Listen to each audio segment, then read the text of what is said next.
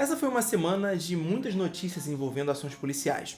Contudo, sem sombra de dúvidas, a que mais se destacou, negativamente, foi a conduta adotada por policiais rodoviários federais ao tentarem conter um cidadão que oferecia resistência. Infelizmente, o homem veio ao óbito e, ao que tudo indica, isso teria ocorrido como uma consequência da ação policial. Dada a relevância do tema, nós decidimos produzir um vídeo apresentando uma análise jurídica dos fatos que foram divulgados e, ao final, daremos a nossa opinião sobre as possíveis consequências para os envolvidos. Vamos lá?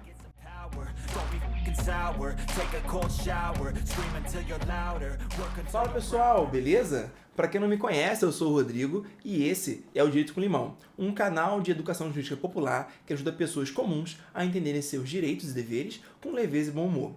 Antes de enfrentar o assunto desse vídeo, eu preciso fazer alguns comentários.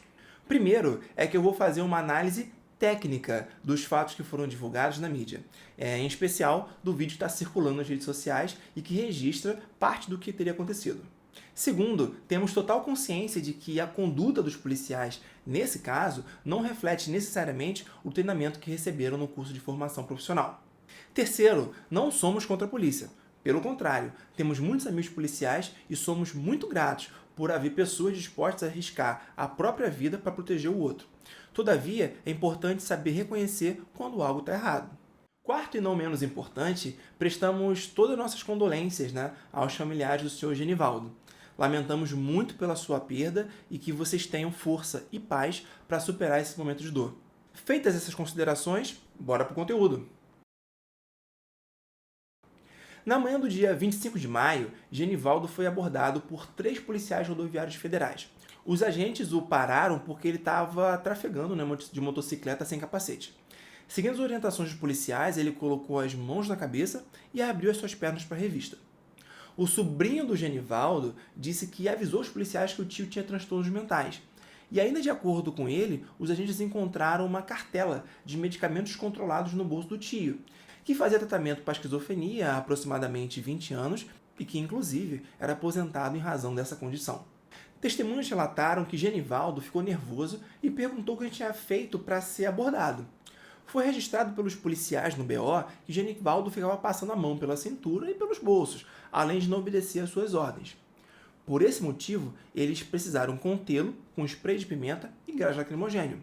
Um vídeo mostra os agentes utilizando técnicas de imobilização para conseguir conter Genivaldo, sendo possível verificar que, em determinado momento, ele está no chão, de barriga para baixo, algemado e com os pés amarrados. Em seguida, ele é colocado no porta-malas da viatura da PRF, que está com os vidros fechados. Ao que parece, Genivaldo ele usa as pernas para impedir o fechamento das portas. Os policiais, então, utilizam o spray de pimenta e o gás lacrimogênio. Genivaldo grita e se debate, com os pés para fora da porta, enquanto os policiais pressionam. No boletim de ocorrência, os policiais disseram que o homem teve um mal súbito no trajeto para a delegacia, e por esse motivo foi levado de imediato ao hospital, onde veio a falecer.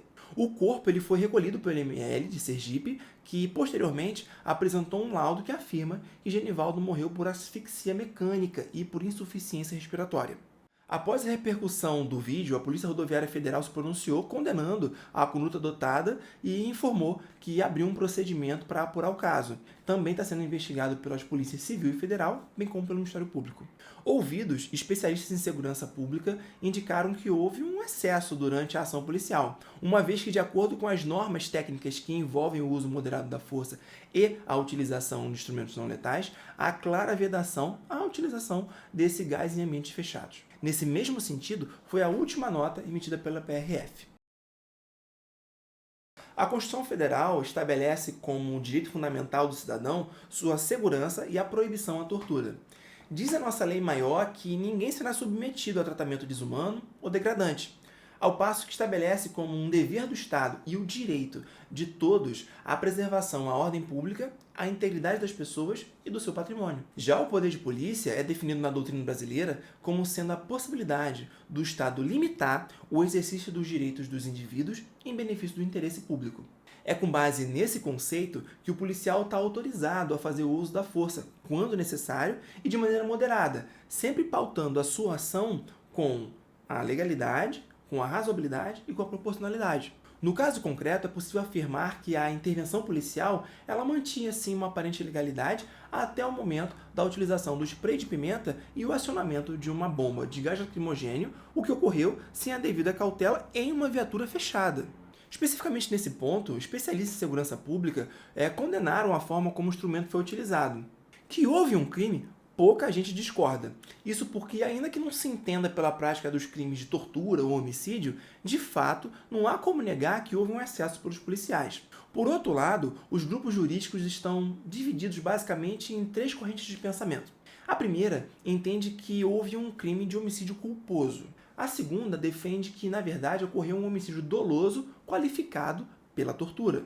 E a terceira enxerga um crime de tortura seguida de resultado morte. Deixa eu te explicar melhor cada um deles. Quando falamos no cometimento de um crime, é fundamental tentar entender a intenção do sujeito, ou seja, qual era a sua vontade. Os crimes podem ser praticados de forma intencional ou não. Quando falamos em um crime intencional, o chamamos de crime doloso. Já o crime que é praticado sem intenção, ele é conhecido como crime culposo, quando o resultado ele é previsível e o sujeito, de alguma maneira, não teve a cautela necessária para evitar, ou seja, ele não prestou atenção ao dever objetivo de cuidado. Aqueles que entendem que o crime praticado pelo policial, pelos policiais, foi o crime de homicídio culposo, eles não enxergam, no caso concreto, uma intenção de causar um sofrimento intenso como forma de castigo à pessoa do Genivaldo. Dessa forma, eles admitem apenas a violação ao dever de cuidado por terem utilizado gás dentro de um carro fechado, sem contudo reconhecer qualquer intenção de matar ou mesmo uma indiferença em relação ao resultado morte.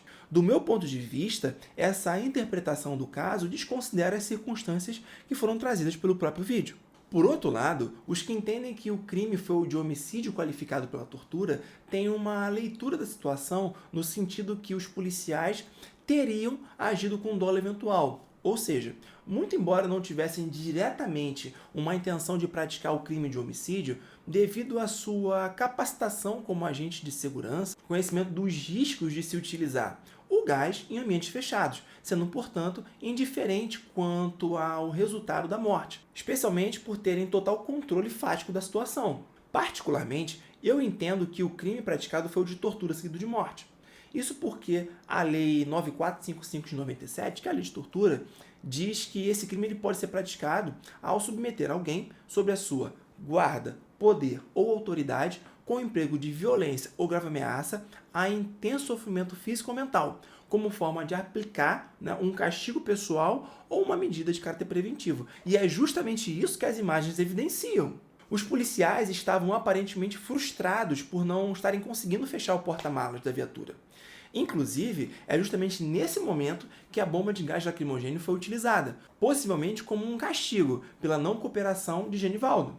Dessa forma, do meu ponto de vista, não há como desconsiderar uma clara intenção de punição pela resistência da vítima e também não há como alegar que os policiais tinham uma intenção de matar. Entretanto, como havia 4 policiais no local, 2 mobilizando o Genivaldo e 2 cuidando do perímetro, as penas elas vão ser diferentes. A primeira dupla ela responderia pelo crime de tortura qualificada, com resultado morte, e com a causa de aumento por ser o autor do crime um funcionário público. A segunda dupla, aquela que foi tomando conta do perímetro, ela possivelmente vai responder pelo crime de tortura em razão da sua omissão, uma vez que eles tinham um dever objetivo de evitar e nada fizeram. Também aqui, no caso da segunda dupla, a causa de aumento também vai existir por serem funcionários públicos. Caso eles sejam condenados, as penas seriam de aproximadamente 1 ano e 2 meses em regime aberto, que certamente seria substituída por pena restritiva de direito para os agentes que se omitiram,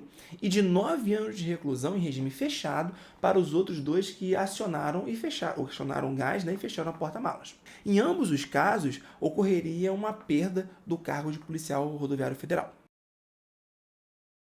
Então chegou a hora que vocês mais gostam, quando eu coloco a minha cara a tapa e digo a minha opinião sobre esse assunto. Especificamente nesse caso, não dá para falar de forma superficial sobre a situação sem te convidar a pensar, a refletir de uma maneira um pouquinho mais crítica sobre a conjuntura que envolve esse episódio, que não é um fato isolado, infelizmente. Hannah Arendt foi uma filósofa que criou o conceito de banalidade do mal após acompanhar o julgamento de um oficial nazista em Jerusalém.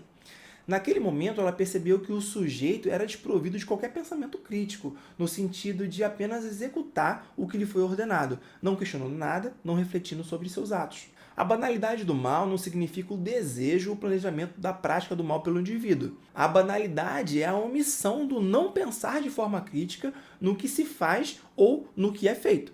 Dessa forma, o mal ele não é mais considerado como algo surpreendente, fruto de mentes doentias, mas como um aspecto trivial da sociedade, onde as pessoas comuns o praticam. O mal assim se torna banal. Essa foi uma reflexão proposta em meados do século passado, mas que, sem sombra de dúvidas, ela se mostra bastante atual, especialmente quando falamos de violência praticada pelo Estado através de seus agentes de segurança, o que, de acordo com a nossa Constituição, é proibido. Eu sei que muitos vão falar dos policiais que são vítimas de violência e como esses episódios eles não são tratados com a mesma dimensão pela mídia. Talvez isso ocorra pelo fato da atividade policial ser considerada como uma atividade de risco, sendo inerente à profissão a sua exposição a esse tipo de situação. Por outro lado, quando o policial, que no caso é um representante do Estado, pratica violência sem estar em uma situação de legítima defesa, há uma verdadeira quebra do acordo social onde os indivíduos abrem mão da sua liberdade plena, e legitimam o Estado para o uso exclusivo da força. Ou seja, o Estado que deveria garantir o meu direito fundamental à segurança é quem está violando esse direito, utilizando a força fora das hipóteses que a sociedade autorizou ele a utilizar. Daí a gravidade desses episódios de violência policial e de tamanha comoção nacional. Mas percebam, só é possível compreender essa questão quando a gente olha o todo. E por falar no todo, anualmente é publicado pelo Fórum Brasileiro de Segurança Pública um estudo estatístico sobre a violência no nosso país. Esse documento científico apontou um aumento significativo no número de mortes decorrentes das ações policiais no período que vai de 2013 a 2020. Parte dessas mortes é classificada como atos de resistência, o que, em tese, justificaria o uso da força pelo Estado. Entretanto, a realidade indica que uma parcela significativa desses autos não corresponde ao que de fato aconteceu, sendo esse procedimento utilizado como uma forma de legitimar a violência policial, principalmente nas áreas mais carentes da sociedade. Infelizmente, alguns têm espalhado a ideia de que bandido bom, bandido morto e que a missão é cancelar o CPF. Não. O Estado ele foi criado justamente para garantir a ordem e promover o bem-estar social das pessoas, e não para fomentar a barbárie. E justamente por se submeter ao direito que o uso da força é somente autorizado em situações específicas. Daí a necessidade de se analisar as ações dos agentes policiais de acordo com os protocolos de treinamento, que vão servir como um instrumento objetivo para se reconhecer um eventual excesso. Outro ponto muito importante é a questão do treinamento. Como eu adiantei logo no início desse vídeo, eu tenho vários amigos policiais. Polícia Militar, Civil, Rodoviária Federal, Polícia Penal e Polícia dos Tribunais.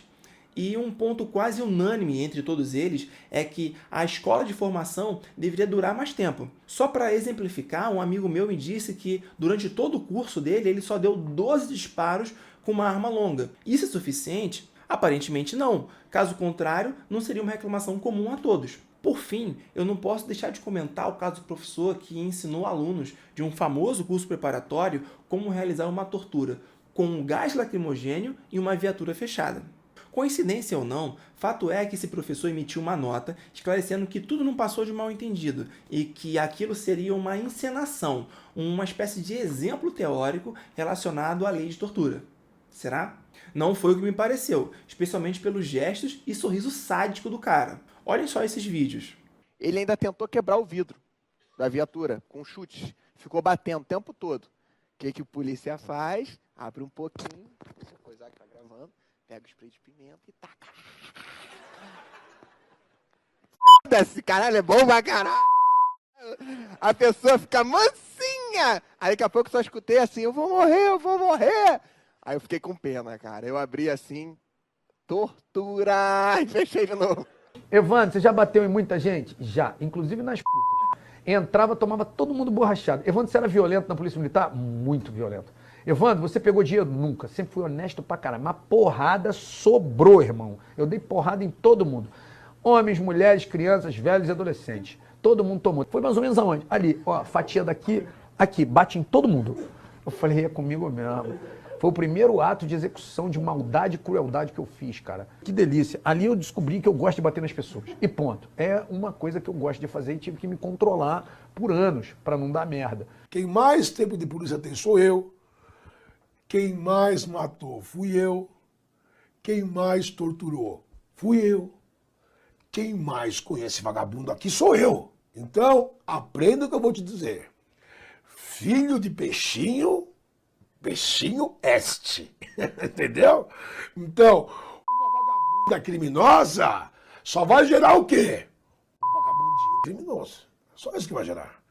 Por isso que quando eu entrava chacinando, eu matava todo mundo. Mãe, filho, bebê. Foda-se. Eu já elimino o mal na fonte. Não é? Vou deixar o diabo crescer? Não. Princípio da economia processual, não é? De fato, esse tipo de comentário em uma sala de aula não é um episódio isolado. E os risos dos alunos, ele retrata a mentalidade de parte dos candidatos, muitos possivelmente aprovados e que integram as principais políticas do país.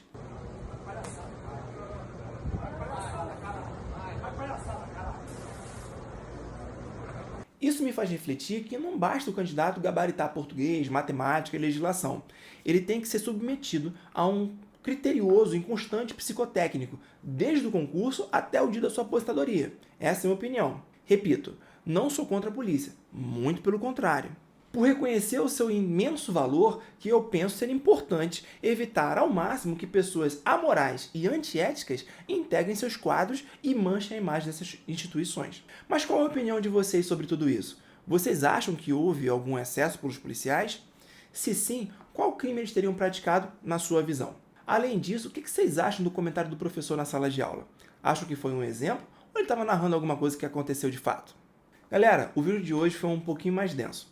Inclusive, eu tenho total consciência de que esse tema ele é super polêmico, então eu vou pedir que vocês sejam bem gentis nos comentários e não iniciem uma terceira guerra mundial, pode ser? A opinião das pessoas tem estreita relação com a sua experiência de vida.